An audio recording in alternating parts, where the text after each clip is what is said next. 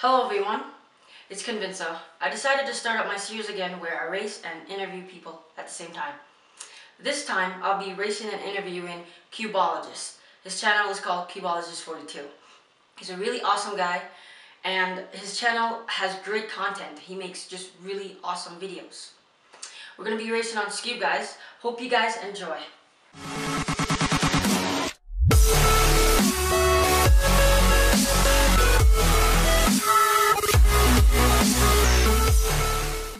Hello, Damien. How you doing? Good, good. How are you? Good. Welcome to my interview series. I know, I'm excited. I've watched all of these. It's good to hear. Alright, so let's get started on some questions that I have for you. Alright, I'm ready. Alright, so you're one of the few adult cubers I've met, which is good. What's your age, if you don't mind? I'm 28, and you know, that can be good, but sometimes I feel like a creepy older guy at competitions, but I'm okay with it. I feel a little creepy too, but then people think I look young, so it's not too bad. I don't get that very often. Here's a typical question for you. When did you start cubing?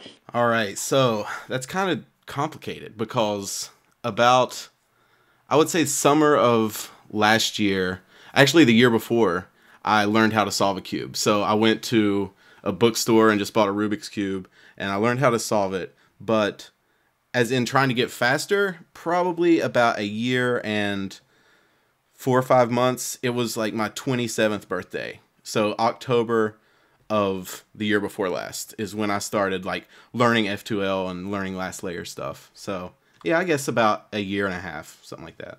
Okay. All right. What's your favorite event? I mean, I don't know. I know it's kind of like a newbie thing to say, but it's got to be 3x3 still. I just love 3x3. Like, I know that when people have been cubing for a long time, they typically move on to other things, and I'm really starting to like 4x4, honestly. 3x3 is the thing that I've probably practiced 90% of the time. So I still like 3x3, and I'm still trying to get sub 20, and getting faster is still exciting. So probably 3x3. Nice. That's good. That's good. What do you average on 3x3? Well, right now, my best average of 100 is 20.2. So I can't break 20 seconds in average of 100, but I get a ton of sub 20 times. I think if I could focus consistently for 100 solves, I would get a sub 20 average, but I end up, my mind wanders and I get a couple 25 seconds and it just goes downhill. So yeah, about 20, I'd say. Okay, I noticed on your channel you had the series called Road to Sub 20, and I saw that you did break that. Do you think you'll ever get faster than me? Because, you know, we like to compete, so. I don't know. That's a good question. I like to think that I could get just as fast as anybody, but I know I can't. So I don't know if it's an age thing or if it's like my practice amounts, but I think I can break sub 15 eventually, but anything below that, I don't know. I doubt it. Honestly, I think if I could get like a 13-second average, I would be happy. But I know once you get faster, you want to just continue, right? So, you know, if you keep practicing, I'll never beat you. But if you slow down, I might have a chance. Oh yeah. Let's see. I'll race you. How's that? That sounds good. How do you feel about all these 3x3s coming out? Do you think it's like good or quite annoying? Well, I mean, it's good for me, right? Because I've got a cubing channel. So I enjoy unboxing them and everybody enjoys seeing them. But I just actually talked about this online the other day. I kind of liked it when the Zanchi was really dominant and the new 3x3 was super exciting. So like when the Fengshi came out, the Shuangren, everybody was super excited. And now it's just, I don't know, it's kind of not that exciting when a new one comes out because they're all really good.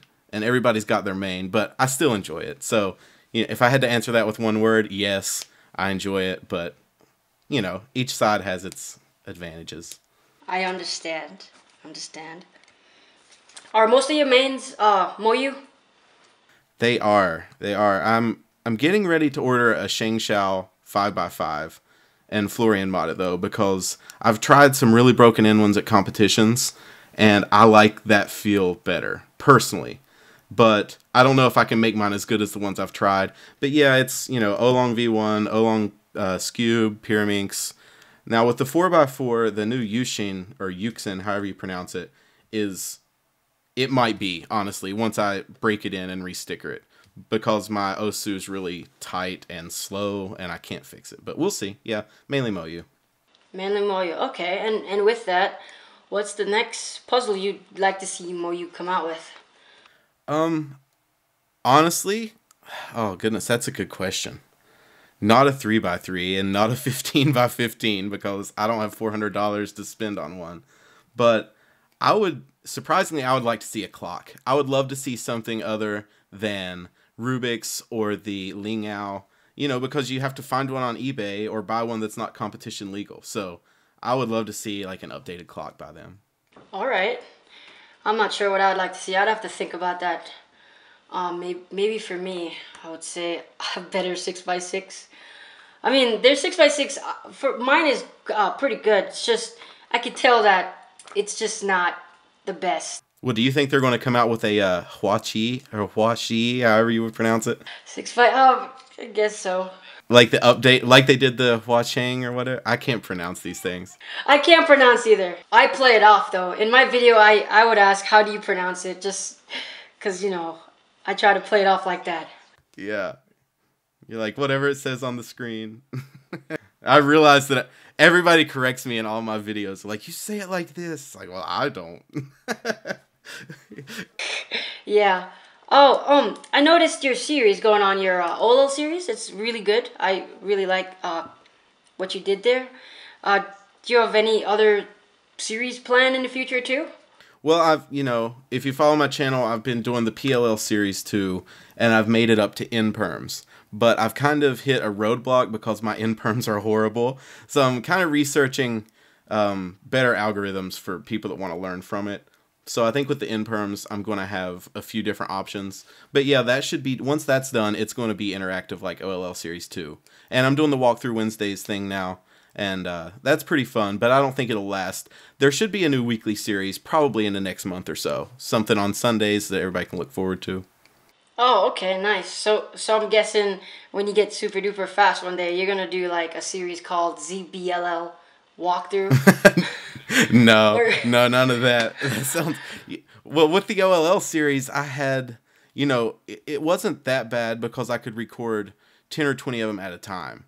But most of the work, honestly, was after I uploaded the videos. I didn't realize linking like 60 or 70 videos together in that many different ways would take 2 days. It was crazy. It probably took 20 hours. Oh my gosh. You're a brave man. Just telling you that right now. So no ZBLL ever. Never. Who inspires you the most, in Cuban? Honestly, I would say up until recently, and probably still, but I think he kind of quit. I really, really like watching Ro Hessler solve. And I don't know, he was one of the first guys I met at Nationals. He's like an older dude, so he gives me hope that I can get faster. Stuff like that. I like to see, when older people can compete with these younger kids because they're so fast. But yeah, I would say, Ro Hessler, and then the typical, Mats and Felix and Kevin and all those guys. That I love watching fast people. Have you met Ro Hessler? Yeah. Funny story. So my first competition was Nationals last year. And I sat down, and I had been like a cubing stalker forever. I watched all the cubing videos, you know what I mean? Before I started making videos, I watched all the cubing videos, so I know who everybody was. And I sat down, my first solve. I still get nervous at competitions, but I was crazy nervous then, and my judge was Ro Hessler. Oh my gosh. Well, now I'm going to drop my cube and like throw up or something. So I have one last question for you before we wrap this whole thing up. Do you think a cuber who is slower than sub 15, do you think he's just as capable as that sub 15 guy to recommend a good 3x3? Definitely. Now I think there's a certain point where if somebody can't solve within a minute or something and their turnings, they're still wrist turning and stuff like that, they can't really get the feel for a cube. But if you do finger tricks, I think my opinions, being a pretty slow solver, are the same as the faster people, and even slower people than me. As long as they're doing finger tricks with the cube, they can tell you if it's catchy or locky or anything like that. Honestly, I think everybody you meet knows something that you don't know. So I've met people at competitions that solved in like a minute, that knew a thing or two that I didn't know. So I definitely think that you can take advice from slower people because, you know, like I said, you never know what somebody's experience is or what they've learned, and it might be something you have no idea about. So definitely. Definitely. Okay, cool. Thank you so much for just coming on my channel and having me interview you. It was just a pleasure. No, like I said, I've watched these for like years, and it's kind of surreal to be on one, so I really appreciate you having me. Awesome. And your channel is Cubeologist 42, so everybody should check it out. Thanks. And yeah, guys, come on over. It's a good time. All right. Well, I'll talk to you later. All right. Talk to you later, and thanks again. All right.